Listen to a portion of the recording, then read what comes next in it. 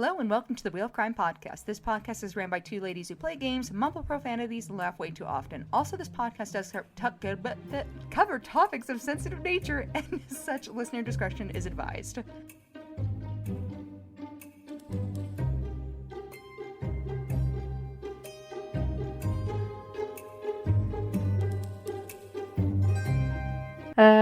Welcome back to the Wheel of Crime podcast. My name is Jenn. And my name is Emily. And I don't know, maybe I have dyslexia. I don't know what happened. Couldn't tell ya. Classic Emily move, though. That's what I will say. We're in 2024. New year, same me. What else is new? Yeah, pretty much. Yeah.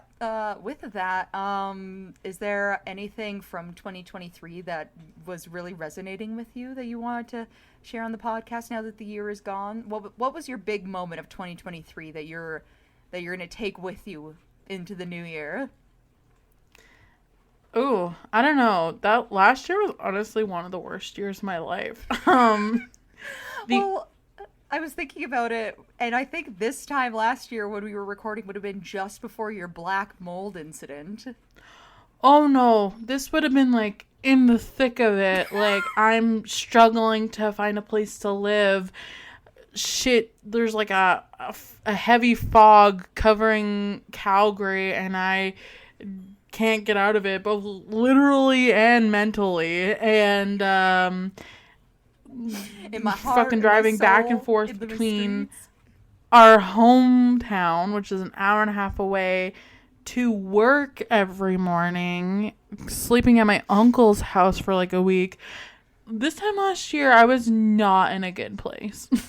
No. To say the least.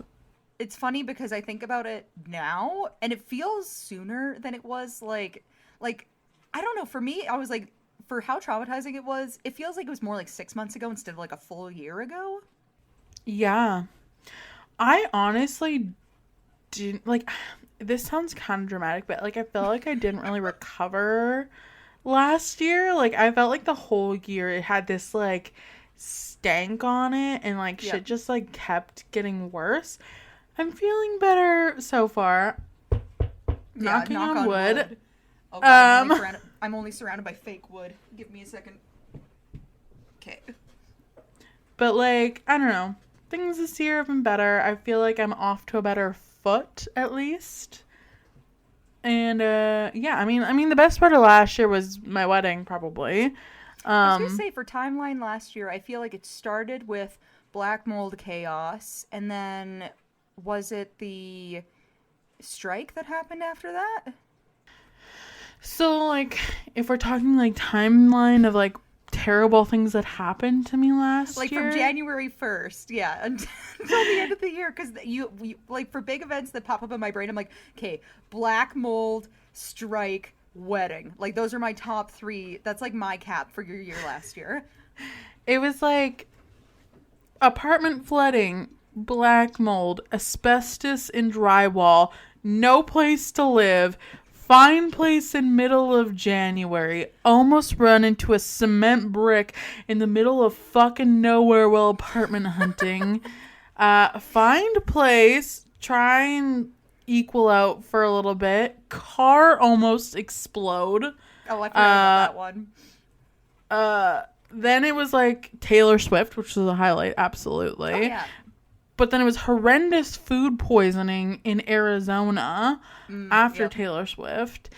And then there was like other little things, some like family stuff that was not awesome happening. A few things, both with me and my partner's families, unfortunately. Mm-hmm. And then the strike. And then we got married, which was a highlight. Woo-hoo! And then it was like the end of the year, and I was just so like fucking tired from everything that it just was a little chaotic in December. Oh, yeah. Well, and it's funny too, because like leading up to the new year, because this is our first episode of the year that we're actually making in the new year. My family, we've always talked about like making like goals for the year, but we never really end up doing that. It's usually just kind of like reflecting on the past year. And I was like, I don't know. I feel like I want to believe that there's balance, right? Like for every bad thing that happens, something good happens. So like in your situation, it's like, okay, like a lot of really terrible things happen, but then you got married, which is really, really good. So I'm hoping that evens out. But like you're right, the black mold thing and everything else really did put a huge stank on everything. Yeah, I don't know. It was weird. Like, so I don't know how much I believe in this stuff, but Like karma or well, okay, I'll get into it. So last year was the year of the rabbit. okay. And Oh, yeah, like the Chinese my zodiac. birth year is the year of the rat, and apparently like the rat and the rabbit are like enemies or something. So last year was supposed to be very unlucky for me. Are you And sure you're a rat? Because I'm a rat, and I'm in 96 and you're in 97. I don't know if you're a rat. I'm pretty sure I'm a rat. I'm pretty sure it's like a month thing, not a year Oh, thing. maybe. Yeah. But like my one coworker who's very into that was telling me, she's like, because she's the year of the rabbit, so she's like, oh yeah, this is supposed to be a very like lucky year for me. And she was like reading my like prediction for the year, and she was like, oh, it says that you will go bankrupt. And the thing was like, don't make any big financial decisions, like all this shit. And like, I don't know why, but I kind of like had that in the back of my mind all year. And not that I ever even came close to going bankrupt, but like there was a lot of like things like going on strike for months on end, both me and my partner, like, oh fucking wedding. We did so many fucking trips. We had like one very big unexpected trip that was very expensive across the country, like, and it's just kind of weird how that like it lined up, you know? Well, what I want to know now is how are the rats doing this year? Because if you're a rat and I'm a rat and my husband is a rat, that's a lot of rats. I need to know if we're gonna have a good year. I honestly don't even want to look because I just don't even want it in my head. Okay, you know? I'll look it up and I'll let you know if it's good. But then I'm gonna be worried that it's Google, bad. How are the rats doing this year? Don't tell me. I don't want to know either way. You don't want to know if it's good news? Because if you don't tell me anything, then I know it's bad news. I'm not even going to tell you this one.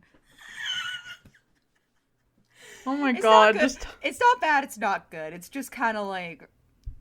Just tell me, because now I need to know. Okay, so in 2024, the financial prospects for people born in the year of the rat will steadily improve. Well, there will good. still be unexpected expenses, which I feel like that's just kind of like, I feel like that's just life. Yeah, that's just life. Yeah. And then it says to take precautions in advance and try to save money so that you don't have troubles. Again, I feel like that's just life. Yeah, like every year. It's not like super interesting. It's not like, wow, you're going to make bajillions of dollars and succeed in every aspect of your life, which is kind of what I was hoping for, but. Literally last year, it was like, warning, you could go bankrupt this year. Okay, so this is significantly better then. Yeah. Warning. Jesus. And I was like, oh, awesome. Yeah, you're like, this is great. First, I am homeless, and now I'm gonna go bankrupt. I don't know why, but like it kind of was a genuine fear that I carried with me all year. I was like, what if I just like sporadically go bankrupt? Like it could happen overnight, at any moment. Like you get robbed or something. That is a genuine fear. I love how if there's any new listeners, I'm not laughing because Jenn's pain makes me excited. I'm laughing because it's hilarious how genuinely awful all of that was, and it almost feels unreal. You know what I mean? Like it sounds like somebody giving you like a hypothetical scenario of like all these terrible things that could happen to you, except for this is just your real life. Exactly. How was your year last year, Well, my memory's so bad for stuff. Like, I get to this part of the year, and like I said, my family likes to go over how our year was and everything usually for New Year's. But like, I was like, I don't know. Like, I remember, like, I went on, what was that? Like, my one bachelorette trip where I got to go drink wine in BC, so that was cool. And then your wedding. And I feel like other than that, like I had a pretty Like low-key year. yeah, just kind of keeping busy. I don't think anything too exciting happening. But then that's the same thing. But then all of a sudden in my brain, I'm like, oh wait, remember that one time? Oh, like how I was followed home on my birthday by some crazy driver who would try to run me down. I forgot about that. Um, Jesus. and like whatever else. But like in my brain right now, I don't think there was anything traumatizing that happened. Like nothing stands out to me that way. I'm like, okay, fairly low key, hoping for another fairly low key year of just being busy and living life. Those are my goals, if I have any. Yeah. That's fair. I mean, you finally got your tonsils removed last year, which Emily's been trying to do for like her entire life. So, I mean, that's a win. That is a win. And I will say that my life has significantly improved, but kind of like I talked about then, for any new listeners who might not have gotten the chance to listen to that episode, getting your tonsils taken out when you're like very much an adult already definitely really super sucks. But at the same time, Yeah. it was so much better. It was so much better getting that done, knowing how I feel now compared to before. Like it's a world of difference. Would you do it again if you like go If back my and tonsils grew back and I had to get them taken out again, I can't even say what I would do. That would be so so traumatizing. No, but like in theory, if you hadn't gotten them back, like or like if you had the option now to get them out, like if you hadn't done it then, let's say, and you were presented with the option now knowing what you know now, would you still do it? I think I still would, because even like it was like 2 to 4 weeks of healing and 2 weeks of intense pain day and night where I was, taking high dosage medication every 3 hours of the day and night for a while there. I would still do it again because that really is such a short amount of time when you compare it to the rest of your life. So, That's very true. yeah. I'm trying to think about what else I would have done last year. Yeah. I don't know, man. Life Well, goes do you on, I have any guess. goals for this year? For this year, I know I'm going to be going on maybe a couple of trips, so that's fun. I don't know about goals per se. I would say my goal is to become an overall better person in whatever way that means. That is fair. I wrote down my goals a few, like at the beginning of the year. I'm just gonna pull them up. What did I say were my goals for this year? I try not to Okay. make like specific ones because then I feel like it's almost harder to obtain because then it's like so cemented. Fair. I mean, I try and just set like small goals for myself, like things that I know I can like probably do. Mm. So, my goals for 2024. This is the official list, guys. It's read 14 books because I only got through 12 last year. I totally forgot about the Goodreads goal. I did set one of those, but I made it really achievable. What's your goal? Well, I read 31 books last year, so I set it to 30 books again. I feel like I can make it. Yeah, I feel like you can. I'm going. I set it to 30 last year. I'm going to 14. I love it. I feel like I can hit that goal. You're like, I know myself better now than I ever did before, and this is what we're going with. Last year was just so fucking chaotic. I had no time, so I'm setting the standards low this year. I want to finish all of the films on the IMDb top 100. So, I love how you're like 14 books, that's achievable. 100 movies, let's do it. I watched like 300 movies last year. That's so crazy to me. Like, I know that we have very different hobbies, so obviously that's going to be crazy to me, but like, I just can't even envision sitting down and watching 300 movies. That is so crazy to me. In a year, not in a day. A year is still. I thought 30 books in a year was a lot. I can't imagine if we're to compare that, that would be like 300 books in a year. That is crazy to me. Fair. And then I want to go on my honeymoon with my new husband. Ooh. I put be okay because last year was chaotic. Bach? Be okay. Oh, be okay. I thought you meant the letters be okay, and I was like, interesting. I wonder what that stands for. And make movies. So do my job. Woohoo! I love that. So yeah, those are my goals. I feel like I can achieve them. See, I love that yours are much more relaxed than usually what I picture. Like, one of my sisters, for example, she likes to tell me goals for the new year because she actually sets them, and it's things like lift 200 pounds as an example, or like other things that are just not going to happen probably. And it always stresses me out because I'm like, but you're going to get sad. It's going to be December 31st of 2024, and you're going to be sitting there being like, oh no, I'm not in shape. I'm sad now. Like, what do you do? Yeah, I mean, see, I used to set goals like that, and I just honestly stopped because I'm like, it's not realistic. Like, I feel like, yeah, of course, I want to eat healthier. I want to exercise more for myself, but like, I feel like the pressure of making that a goal of I have to be fit by this date is just so unrealistic. It literally makes me anxious, even though that's quite literally 12 whole months of doing something. That's why I'm like, oh yeah, my goal is to be overall better, because that could mean anything. That could mean more successful, saving more money. That could mean being a nicer person or whatever, right? That could mean so many things. Exactly. I don't know. I feel like I always try and set like at least like one career goal, one like personal goal, and like one fun goal and one travel goal. I think that makes sense. That's kind of my mantra. And with that, we welcome in the year of 2024. Yeah. We now that we've are blabbed on for 20 minutes. Yeah, I know. I just looked at the time too.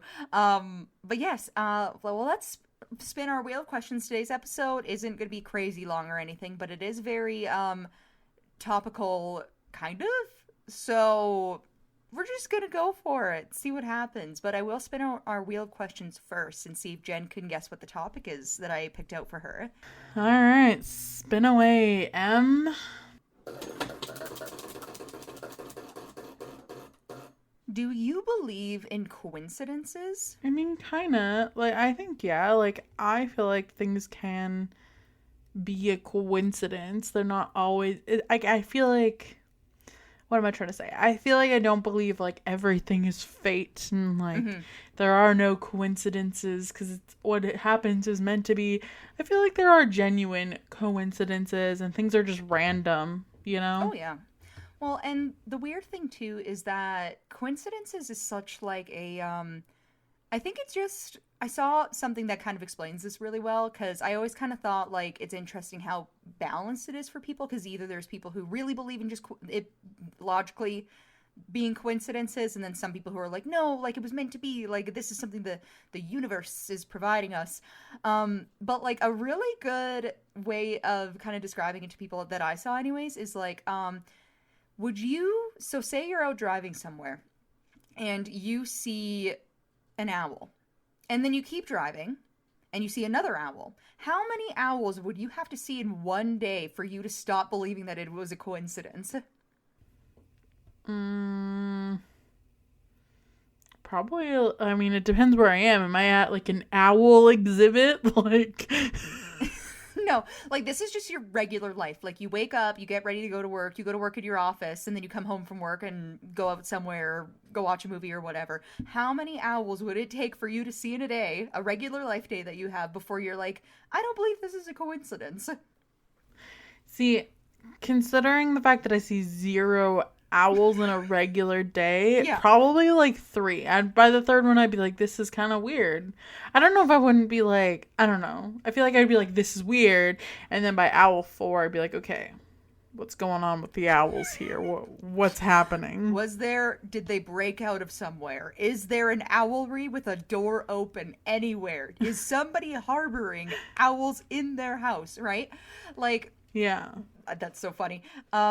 I think for me, I would have to see, because I live in the country too, but that also doesn't mean that I see owls all the time, because like I feel like that's kind of like a part of their vibe is you don't see them Being mysterious. yes, being mysterious and being in the sky at And nighttime. aloof. Yeah, right. I think for me, if I was doing my regular day, which is, working from home normally, I would have to see, yeah, probably maybe a little more than you. I think more than 4 or 5 owls. I'd be like, you know what? There's something we just going on with these owls over here. I think this might no longer be a coincidence. See, as like a city girl, never seen a fucking owl. Like, except for at like a place where like they've brought this owl specifically there for Like the someone to zoo? see. Yeah, like Yeah. or whatever, Yeah. No, I got you. I got you. All right, let's spin for our next question then.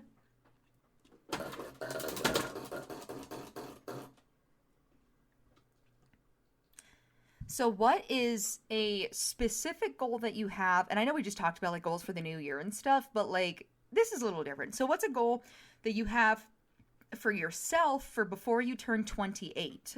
Well, that's spooky. I just turned 27. I know. Oh god. That's hard. I don't know, because I'm really trying to convince myself that turning 30 is not a death sentence, and I'm not gonna like sporadically explode or something and, be old. And have that be the end. I know, but like this is 28. the closer That's we not get, quite like, 30. it's one of those things. Like, the closer we get to learning, the more anxious I get, because I don't know why. That's something for me and my therapist to figure out later. But probably, I'm gonna go with, by the time I'm 28, I hope I'm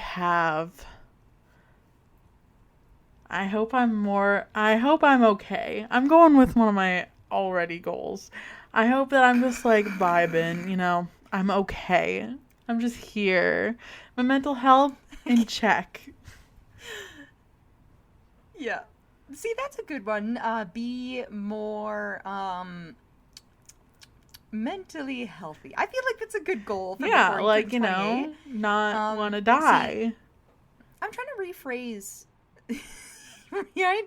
I've been trying to rephrase in my brain how like age works, because like I don't know, I feel like when you're a teenager or a young adult, it's just not really something you think about. You're like, whatever, like people my age do these things, but you don't really like conceptualize the idea of like getting older all that much, especially because I feel like so many people and like media, like not just social media but like books, movies, what have you, seem to focus a lot on like ages 16 to 21, 23-ish. So then once you get older than that, you're like, what happens now? So for me, I'm like rebranding 28 as being like the new adult 18. So like, you know how when you turn 18, you're like, oh, I'm an adult now. I feel like that's not real. Like, it's like, okay, you can drink now and buy weed, I guess, but that's it. But now, since it's like 10 years since then, and it's no longer 18 but 28, I'm like taking it as a celebration of, woohoo, now you're a real, you're really an adult now. Like, now it's set in. Mm-hmm. Now it's like for real. Yeah. Yeah. So I'm taking it as a celebration, because everybody looks forward to being 18.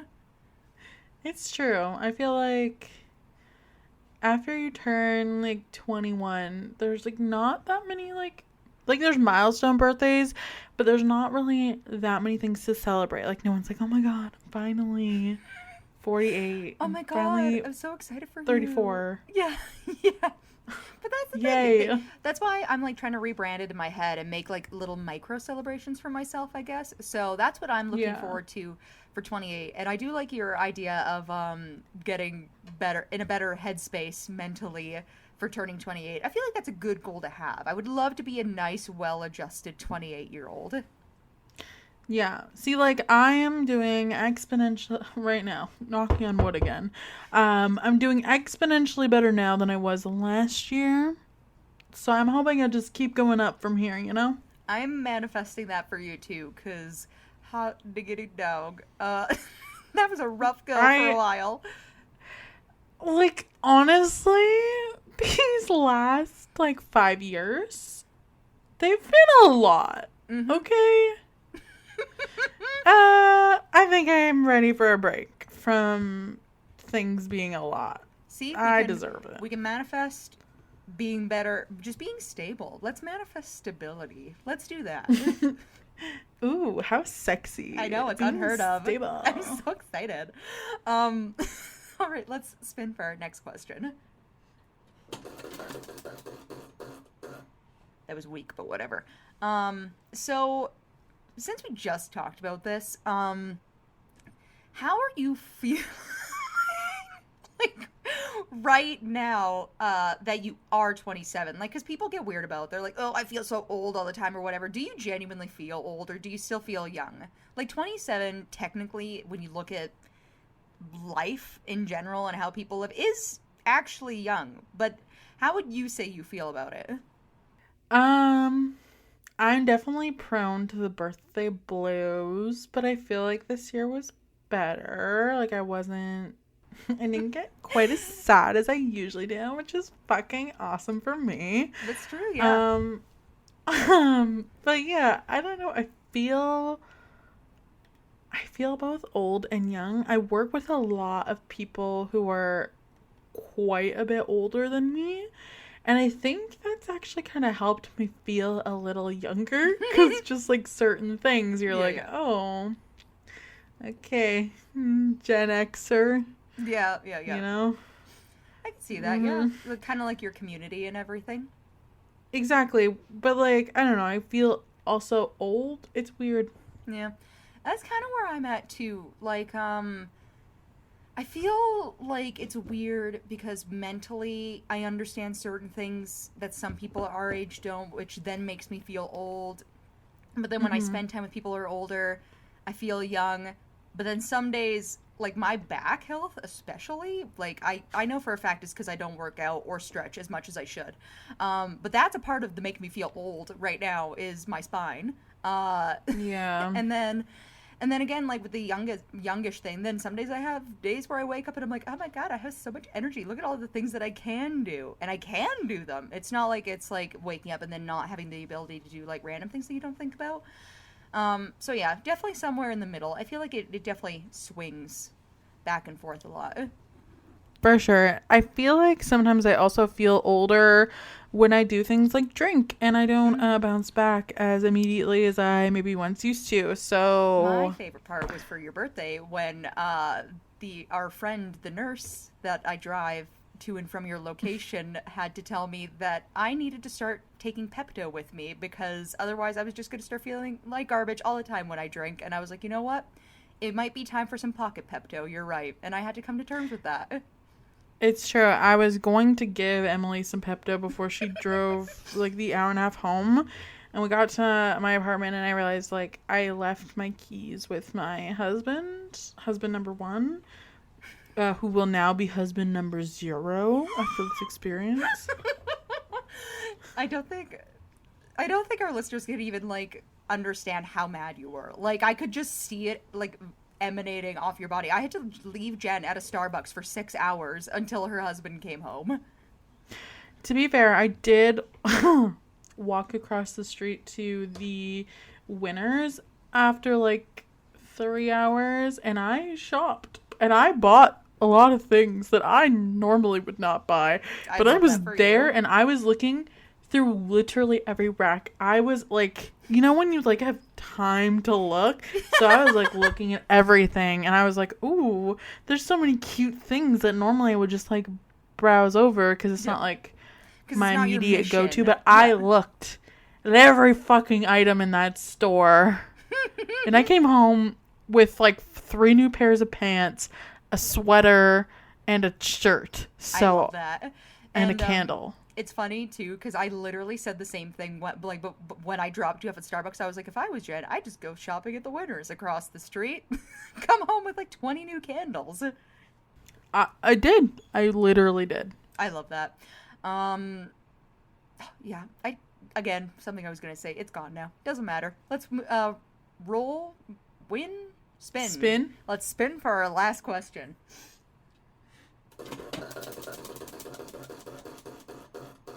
So, if you were to become famous for something, I know I've probably asked some variation of this question before, but new year, new us. If you were going to become famous for something now, what would it be? I would hope it would be for my films that I do. Or for this incredible podcast. Maybe I'm a podcast girl, you know? That's true. And, Or for my cool hats that I just started wearing, because that's another goal. I'm going to try and wear hats this year. now, I know you mean something else, but when you said that, the first thing that popped into my head was fedoras. And I know you wouldn't do that. So what do you mean by hats? No. I just bought this corduroy baseball cap. Ooh, okay, that's pretty cute, actually. And so I'm trying to be like a hat girl, you know, like who wears cute little hats to go with her different outfits. That's cute. I love that. And the nice thing about hats is it keeps the hair out of your face. Exactly. Mm-hmm. So win-win-win. Win-win-win.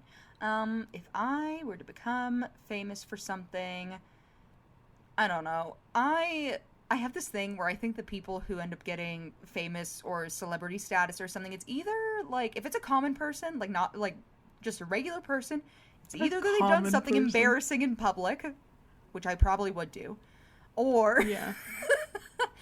or it's something that they kind of have to you kind of have to work at it. Like you have to work at being famous, or it's like a job. You have to work at being or acting a certain way, and I don't really want to do that. So if I was to end up famous for something, it would, like I said, probably be for something embarrassing where I just become a meme, and that's how that happens. Or maybe in the new year I start taking up doing book recaps like I've done in the past on the podcast, where I give people a very condensed version of what a book is about, and maybe people enjoy that and think it's funny. I could be famous for that because I love telling people about terrible books that I read. It makes my life. I love listening to you talk about the terrible books that you read, because then I don't have to read them and I feel like I did, and then I should be able to log them on Goodreads. See, that's the thing. But then, That's my opinion. no, it's funny because, just a quick sidebar, I had somebody tell me that a reason why I shouldn't do that is because it would be unfair to authors to give such like a condensed, opinionated view on a book. But then at the same time, I was like, is that not what a review is? Is a condensed Yeah. opinion of a book? Anyways, That's very weird. literally what a review is. Yeah, I was like, but people do that already. They just don't usually talk about it. They just do the ticky-tack thing where they're like, la, la, la, la, and then they hit send with a star system. I wouldn't even give the star system. I would just be like, you want to not read this book? I'm going to tell you what it's about. The end. Done. So then that, and then other than that, I really don't know. I'm not really somebody who kind of puts myself out there a whole bunch, but I don't know. Could be, I don't know. I literally don't know. It's mysterious to me. See, I don't really want to be famous. I want to just be successful. Yeah, and success rich. success is the goal, not being famous. Yeah. I feel like there's just like it seems like a lot of work. It does seem like a lot of work. No desire to be famous. Big desire to be successful and rich. Yes, I can see that. yes, I would like to manifest that for myself too, actually. Now, Rich hat girl. yeah, that's what you're going to be famous for, is being rich hat girl. Yeah. All right, so with that, can you take a guess as to what my topic is for you today? It's a little vague. I know I said topical, but it's also vague at the same time. A famous owl makes predictions for the new year, and they all come true. Well, that would be something. And one of them is that someone kills someone in our hometown, and it's actually just then Jenn killing John for locking her out of the house for 6 hours. yeah, exactly. Oh gosh. No, actually, I am going to be telling you about the 27 Club. Ah. Ooh. Ooh. So I'll give you a description for our listeners who might not be totally aware of what the 27 Club actually is. So the 27 Club is an informal list consisting mostly of popular musicians, artists, actors, and other celebrities who ended up dying at the age of 27. So like I said, a little dark for us, especially since we're now both 27, but at the same time, still topical and fun to talk about. Ready to die, bitch? No. But maybe. So although the claim of a statistical spike for the death of musicians at that age has been refuted by scientific research, it remains still something called a cultural phenomenon, with many celebrities who died 27 being noted for having high-risk lifestyles. So basically what that means is most of us have heard about the 27 Club. There's been, like, some media made about it in the past. Technically, if you want to look at it from, like, a logical perspective, it's just kind of coincidental that a lot of these celebrities who end up dying at the age of 27 also do things like drink and do drugs and party and other random things. But we'll get into it. Perfect. All right. So, beginning with the deaths of several 27-year-old popular musicians between 1969 and 1971, such as Brian Jones, Jimi Hendrix, Janis Joplin, and Jim Morrison, dying at the age of 27 came to be and remains still a perennial subject of popular culture. Celebrity journalism and entertainment industry lore, this cultural phenomenon, which became known as the 27 Club, attributes special significance to popular musicians, artists, and actors and other celebrities who ended up dying at the age of 27, often as a result of drug and alcohol abuse or violent means such as homicide, suicide, or transportation-related accidents. So Brian Jones, Jimi Hendrix, Janis Joplin, and Jim Morrison all died at the age of 27 between, like I said, 1969 and 1971. At the time, the coincidence gave rise to some comment, but according to Hendrix and Kurt Cobain's biographer, Charles R. Cross, it wasn't until Kurt Cobain took his own life in 1994 that the idea of a 27 Club arrived in the popular zeitgeist, so media.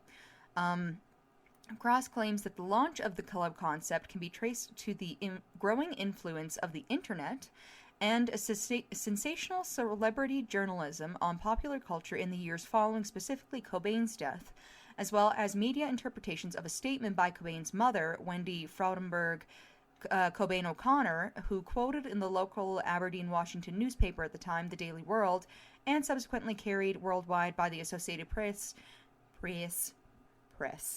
Now that he's gone and joined that stupid club, I told him not to join that stupid club. So, Aww. Right? And it kind of, all that means is it was mostly coined around the time of the introduction of the internet and Kurt Cobain's death, and then people look in the past and they're like, oh, like all these other people too, like, all died at 27. So it's just a media association, basically, is kind of how they started out to be. Right. R. Gary Patterson, who's a chronicler of rock music urban myth, agreed that the interpretations of Cross and some contemporary journalists that Cobain's mother was referring to Hendrix, Joplin, and Morrison. Others linked her, quote, to the then recent heroin-related deaths of fellow young Seattle rock musicians, such as Stephanie Sargent of 7 Year Bitch and Andrew Wood of Mother Love Bone. So what that means is it really could be either or. People just kind of took it to mean that she meant like other musicians or celebrities who had died at 27, when in reality at the same time there was also like a spree of specifically heroin related deaths kind of going on at the time for people in that age group. So it's kind of hard to say what actually kind of started this. Fair. On the other hand, Eric Siegelstad, author of The 27s, The Greatest Myth of Rock and Roll, claimed that she was referring to the death of Cobain's two uncles and great-uncle, all of who had committed suicide. So again, kind of a relative quote that might be a little bit more personal than what a lot of people think.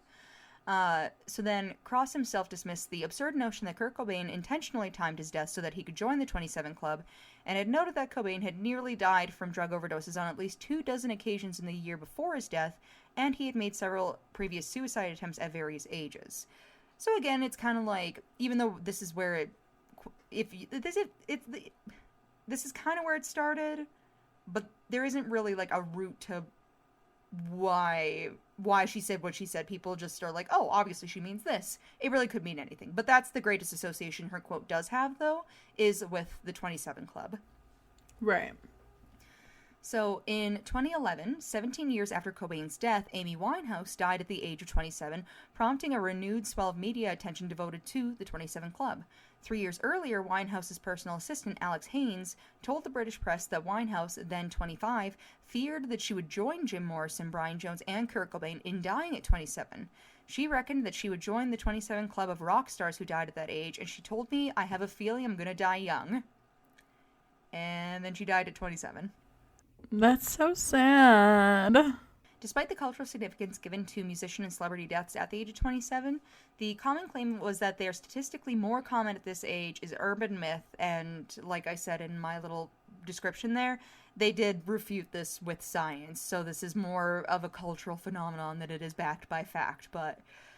So science was like, no.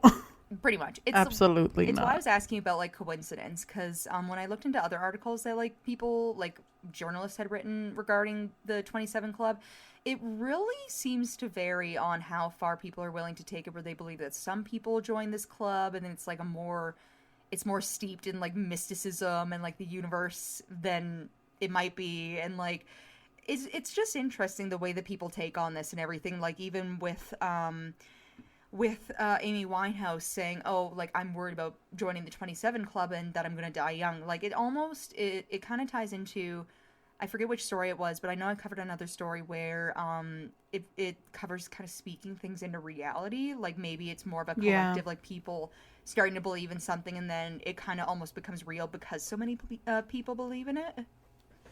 Yeah, I feel like that's definitely a thing. Like, I think if you Put enough believe energy something's towards gonna something. happen. Yeah. It's like when people, like, try to predict, like, end of the world stuff, where they're like, "Ooh, on this day when the moon's at this peak and this happens, something's gonna happen." But so then if something happens, people are like, "Obviously it's because of this thing." Exactly.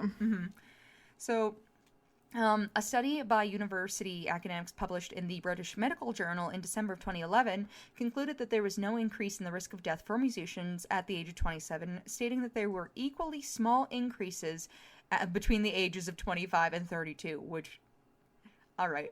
The study noted that young adult musicians have a higher death rate than general young adult population, surmising that fame may increase the risk of death among musicians, but this risk is not limited to the age of 27. So again, this is just kind of referencing that, like, if you're somebody who is a celebrity and you're exposed to a lot of people and maybe you have a party lifestyle, that in and of itself is going to make your chances way more likely of dying something that's, like, associated with a higher lifestyle risk, or risk of lifestyle, however you want to phrase that. Yeah, I feel like also drug use greatly improves your chances of dying. Oh yeah, well, even, like, mental health stuff, like, I think too, for a long time before, like, more laws came out about, like, how the press could interact with people who were famous, like, oh, mental health would have been a huge part of that too, like being hounded by the press or not having people you can trust or privacy or any of that. Like, it's for sure, I think, a multi-layered issue. I feel like it still is, but yeah, definitely. Yes, another reason to not want to be famous.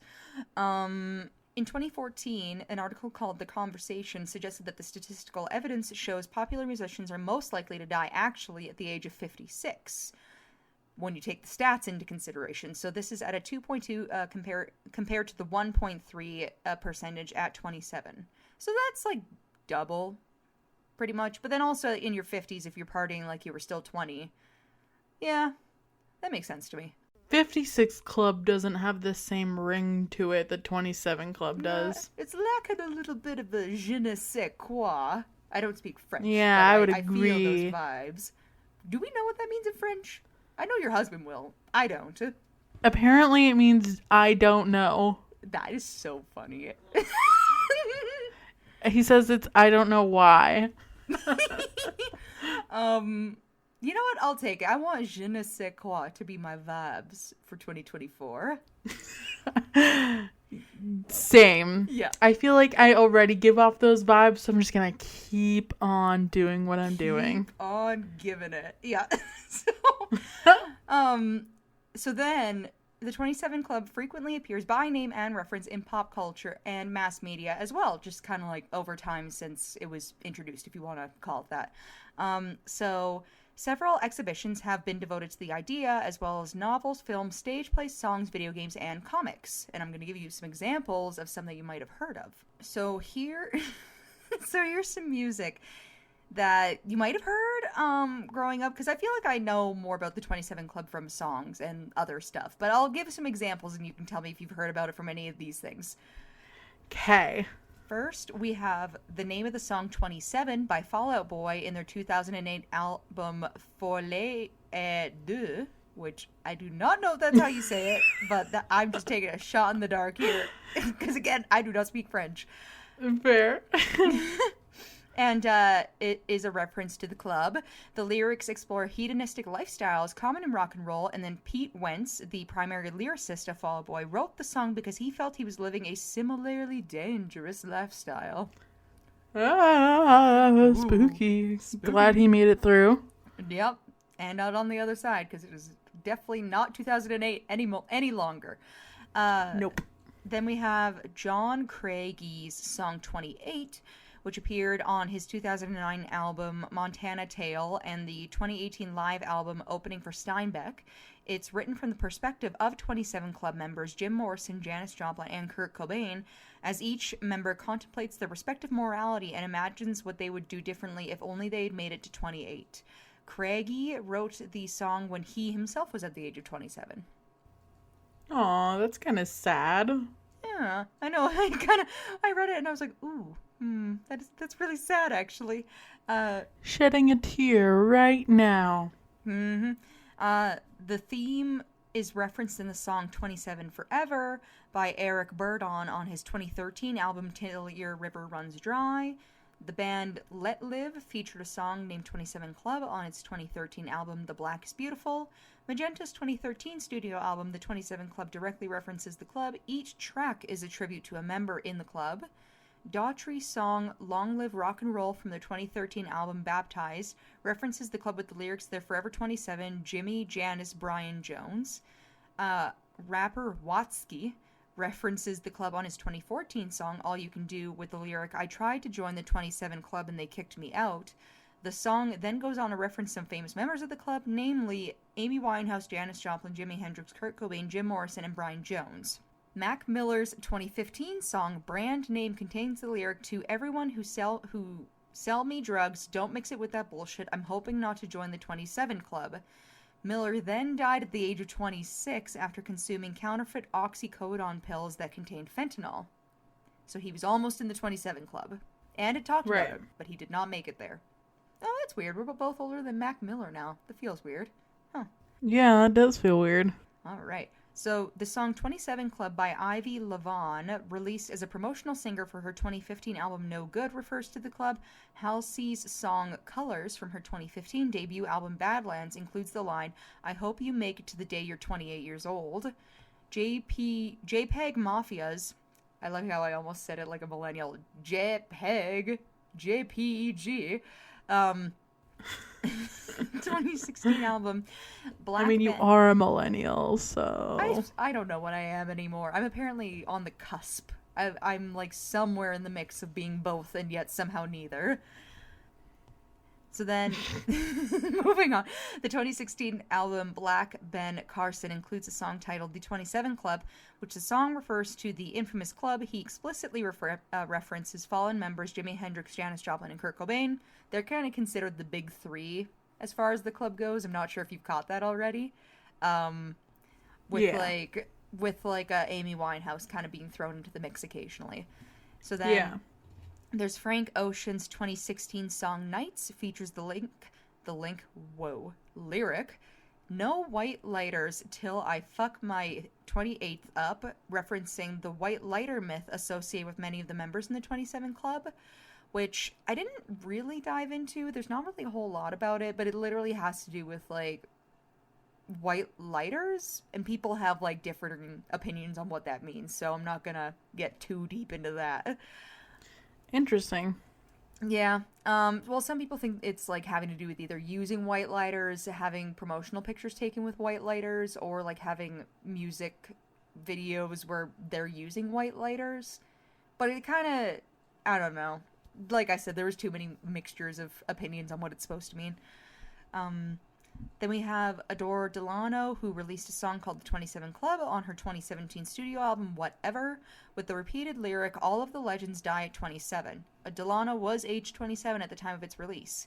In 2017, the Mona Lisa twins released Club 27, a song on their album Orange about the 27 Club. Juice WRLD referenced the club on his 2018 song Legends, where he says, "What's the 27 Club? Well, we ain't making it past 21." The song was dedicated to XXX Technician, who was killed at 20, and Little Peep, who died from an overdose at 21. Coincidentally, Juice WRLD himself ended up dying at the age of 21 from an accidental overdose less than a year later. Which I thought he was much older, personally, than 21. Yeah. Sorry, to go back to the white lighter thing for a second. Oh, did you look it up quick? What's the top opinion that you found? Apparently, it's rumored that each of the 27 club members died with a white Bic lighter in their pocket. So people think that they're a cursed object, and just like having one is just bad luck in general. I saw a Reddit thread about that, and one of the top things was, they were the cheapest back then or something. So I'm like, I don't know. But that would be really interesting, though. Anyways, continue, please. No worries. My giant long music list is almost over. That's like the most popular media that you find the 27 Club referenced in is music. That's why my list is so long. I have like some other ones too, but I think it's because they were musicians who died. It's almost like a lot of tribute music is a part of it. Yeah. But I got two more. So the Pretty Reckless also released a song called Rock and Roll Heaven on their 2021 studio album Death by Rock and Roll. The song is about the club and mentions explicitly in the lyrics Jimi Hendrix, Janis Joplin, and Jim Morrison. And then frontwoman Taylor Momsen wrote the song after falling into a depressive state from the deaths of her producer, Kato Kandwala and Chris Cornell, the latter of whom her band had opened for the night before his death. And then lastly, we have the Blind Channel's song Dark Side, the Finnish entry for the Eurovision Song Contest in 2021, and the lyrics, or it included the lyrics, like the 27 Club headshot, we don't want to grow up. So very interesting takes on the 27 Club throughout music. Yeah. Then we have like one mention in video games. I feel like there's probably more, but this is just the one I could find. Which is in 2016 a video game named Hitman. In one of the in-game missions, the Club 27, it involves killing an indie musician who's celebrating his 27th birthday. That's kind of dark, but funny. Yeah. Well, it's I mean, it is a video game called Hitman. I feel like that just kind of is meant to go with the vibes, the overall vibes of the game. My husband played that game, and he very much enjoyed it. Husband Zero. Husband Zero. Not even ex-husband, just like reduced. Demoted. Wait, can we make him assistant husband? Is there like what assistant would be the demotion to the husband? Yeah, what's the demotion from husband? That without making them an ex-husband. I feel like that's like the vice husband or something. Assistant to wife. Assistant to wife. I like that. That's a good one. And then lastly, as far as our media mentions goes, because our stories ended after this, the last two mentions of the 27 Club in media, as far as I can tell, are also in two comics. So, in one, a central plot device to the manga Shiori Experience, first published in 2013 by Yuko Asada, is a demonic ritual by which a person can make contact with the spirit of a musician from the 27 Club. In exchange, they must become a legend of similar caliber before their 28th birthday to avoid death. And the series features characters haunted by the members of the club, including Jimi Hendrix, Kurt Cobain, and Janis Joplin. And then lastly, we have cartoonist Luke McGarry created the 27 Club Comics series for Mad Magazine, debuting in 2018, and the comic features Jimi Hendrix, Janis Joplin, Brian Jones, Robert Johnson, Amy Winehouse, Jim Morrison, and Kurt Cobain as paranormal pop stars descending from rock and roll heaven to save the planet with the aid of mortal medium Keith Richards. That is a wild plot. Yes. So definitely lots of, I don't even know what to say. It's not even a lot to unpack. It's just, it's interesting how, like, you'd think, oh, this is, just a random culture phenomenon that people talk about sometimes. It actually seems to come up a lot in, like, a pop media, with a lot of people who are famous being worried about joining the 27 Club if they get famous before 27. I mean, I feel like it's probably so prevalent because, and I don't know, I feel like there is like a weird thing about like getting closer to 30 and kind of like not being in your 20s anymore and like being in your late 20s that makes people like anxious. Like, Maybe I feel it like just that's not just me. No, I think you're right. I could almost see, like, if you're already somebody who has a high risk lifestyle, if you're kind of coming up to 30, you're like, oh, I need to do more, or maybe they're reacting, or people just react kind of in a way where they try to keep living fast because it is such a weird time in, like, chapter in life, I guess. I'm not really sure. But it almost is like to, but if you say 27 Club to somebody, it seems like, especially somebody who is a celebrity, it almost like it exists in people's subconscious, like, oh, like like you might not know right away what the 27 Club is, but you're like, oh yeah, like that's kind of like that's like a mark, like a marker in your life, right?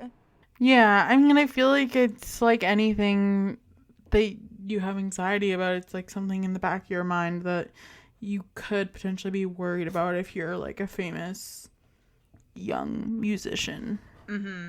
Yeah. Well, and two, when I was making my notes, what really got me was the amount of musicians who reference dying at 27 in their music who then died before they even turned 27. Like, that to me was also very weird. Yeah, Because there's a few that of is very them. weird. Very tragic. Yeah. But then at the other side of it, the artists who just sing about the musicians themselves who died at 27, it doesn't really seem like there's an association. It's more just the people who sang about themselves dying at 27. It's almost like, I'm not They saying that. manifested that for Literally, themselves. it kind of gives me those vibes. Like, not saying that, you can or you will or that's what happened, but again, it's one of those things where you put it out there and then all of a sudden stuff happens. This is why we always have to have good vibes and say nice things to people. And have good vibes about our own lives and what's going to happen to us. Yes, and always say nice things to yourself.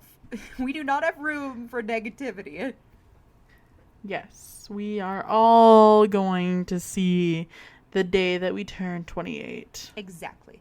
Yeah, actually, with that, since this is the end of my story, how do you feel about the 27 Club? Do you think that's kind of a thing, or do you see it more as like the cultural phenomenon that the scientists have said it is? I feel like it's probably a cultural phenomenon and like probably one of those things that because it's like happened to like a few famous musicians that people are making more connections, you know? Mm-hmm. I think it's a cultural phenomenon, but it is very well backed by some like very explainable things, at least in my opinion. I would agree because like I feel like there's a lot of members of the 27 Club. Oh yeah, well, there's a lot of unofficial mentions too, or like just smaller mentions. Like, there's a lot of people who die at 27. It's just not all of them are like musicians or people that people really know or that kind of thing. Like, it does happen a lot, but then you got to think too. Like, well, people kind of die between ages 0 and 120 pretty regularly. So Yeah. So maybe there is something to it. No, I'm just kidding. bah! And then we'll see 27 owls outside of our window, and then we will truly find out if we believe in coincidences or not. Spooky. But I feel like if you were like, oh, it's the 26 Club, and you Googled like how many famous people died at 26, you would get like a very long list as well, you know? Like, Yeah, that's why it kind of makes sense to me when like when I was going through my notes, one of the first things that like the scientists say is like, oh yeah, but also this kind of started around the same time as like the internet, because then people could actually track and see like, oh, when did this person die, when did this person die. So yeah, like, it makes sense to me. yeah. And also like, yeah, I feel like it was probably top of mind when someone like Jimi Hendrix died, you know, or Kurt Oh, Cobain, totally, yeah. or Well, it Amy seemed like Winehouse. Kurt Cobain's really seemed to like shake the phenomenon loose. Like, that's when people like went straight away and they were like, it's a real thing. They're like, there is something to this. Yep, there is more, And I'm and suspicious. we will find out. Exactly. But yeah, that brings us to the end of today's episode. As always, if you liked us, you can check us out on our website, which is www.wheelofcrime.com. We also have social media, which is Wheel of Crime on Facebook, Twitter, Instagram, and TikTok. But I guess it's called X now. I'm just going to keep saying Twitter. I don't care. And then we have our email, if you want to send us an email, which is wheelofcrime@gmail.com. We have our Patreon, which is Wheel of Crime at Patreon. And then, if you want to submit a listener story, we are accepting right now stories for our Valentine's Day edition. Exciting! So this is anything paranormal, crime related. You guys know the drill. We're pretty open to what you want to submit. If there's something that we talked about today where you're like, ooh, I have a story to follow up this, feel free to send it in. We love hearing from you guys. And I still feel like there's something that I'm missing as far as like end of episode stuff. Oh yes, please give us a 5-star review if you liked us. If you don't like us and just feel bad for us, also give us a 5-star review, because it doesn't matter how we get it. We just would like them, please. Hell yeah. And I think that's pretty much it. That's all I got, anyways. Until next week. Yeah, that's it. That's all. And we'll see you next week for another new episode. Okay, bye. Bye.